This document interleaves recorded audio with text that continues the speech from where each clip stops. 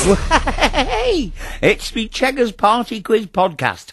Real mouthful, that, isn't it? They seem to be doing all right. A lot of people are listening to them, so I really appreciate your company. I wonder where you are and what you're doing. You can email me at cheggerscomp@oxygengames.net. Tell me what you're doing, and I might be able to give a few name checks as the week goes by, yeah?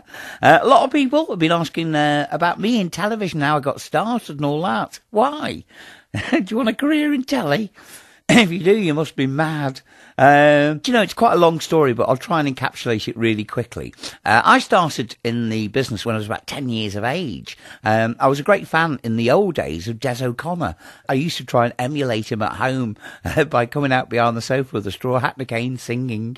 But one weekend, we went on holiday, a sort of short break, to Rhyl, and it was pouring down with rain. So we went to see an end of pier show. And during this show, the compere turned around and said, look, I'm doing a little talent competition. Anybody want to get up, sing, dance, play the drums, guitar, or what have you? And I ran down the aisle, and I never forget my mother turning around shouting, come back here, you stupid bugger. Anyway, I went on stage and I sang this song called 1, 2, 3 O'Leary. And I won the talent competition. And then my dad was approached by this bloke who ran a concert party called the Happy Wanderers. I thought it was a football team, but he wanted me to sort of like, join the concert party and go around singing in the clubs and charity venues.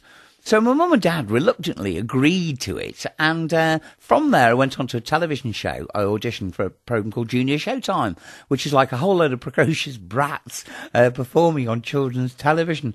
And I sang this song called What a Wonderful World, which actually wasn't that wonderful, but I was spotted by a lady called June Collins, and that's Phil Collins' mother, who asked me to go down to London to audition for the stage show called Maine with Ginger Rogers. And I went down to do the audition, got the job, but then lost it because the licensing laws in those days wouldn't allow me to work on stage for, 6 months or whatever it was, the required time. But I did rehearse with Ginger Rogers.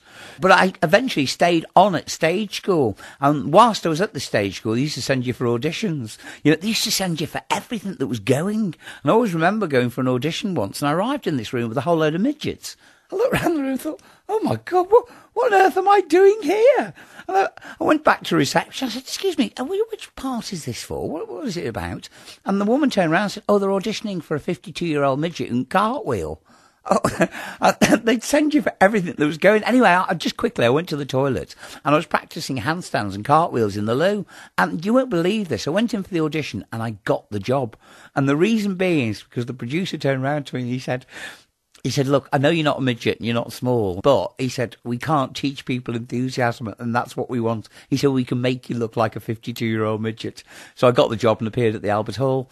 But whilst I was at stage school, I was really lucky because I got my break in doing acting in things like Z-Cars, Black Beauty, Open All Hours with Ronnie Barker, The Liverbirds. I did 7 films, Roman Polanski's Macbeth. And in fact, a little while ago, a mate of mine said, I didn't realise you worked with the Roman Polanski. So we went to see the film in a sort of like, shady place in Swiss Cottage or what have you, because it was showing. In the film was Martin Shaw and a whole host of other celebrities. But my name comes up like 13th on the screen in big, bold letters. And as he did, somebody in the cinema shouted, oh my God, not effing Chegwin. I was really lucky because I worked on so many things in those days. I mean, I worked in 3 stage shows in the West End, and there was one particular stage show called Tom Brown's School Days, where I worked with Russell Grant. And do you remember Duran Duran? I worked with Simon Le Bon. But the way I got into national TV was I wrote a letter to the BBC suggesting a Michael Parkinson show for kids. And they wrote back saying, it's a lousy idea, but if you're ever around, pop in and see us. So I'm not joking. Within 2 hours, I was knocking on the door of the BBC saying, hello, I'm Keith Chegwin. Anyway, it must have been my lucky day because they were actually auditioning for a presenter to do live outside broadcasts. I got to do the audition for the job, and I don't know how I did it, but I scraped through, and that's how I started my career on a programme called Swap Shop, presenting live television on a Saturday morning. I've got a lot to thank BBC Children's Television for because, well, they gave me a career in TV, so I really appreciate it. Cheggers Plays Podcasts! Look, on every podcast, we give away a Cheggers Party Quiz game, and this time is no exception. Yet you can email your answer to cheggerscomp@oxygengames.net. That's if you know the answer to this. Complete the 1993 hit for Jamiroquai, Emergency on Planet Earth, The Line, Platform 1, or Ward 10. What do you think it could be? The email address, once again, cheggerscomp@oxygengames.net. And please don't forget to stipulate what format you'd like the game on. Nintendo Wii, PlayStation 2, or PC. Okay, good luck to you. Whoever comes out the hat first wins. There'll be more Cheggers blogs, unfortunately, soon. Take care. Bye. Bye.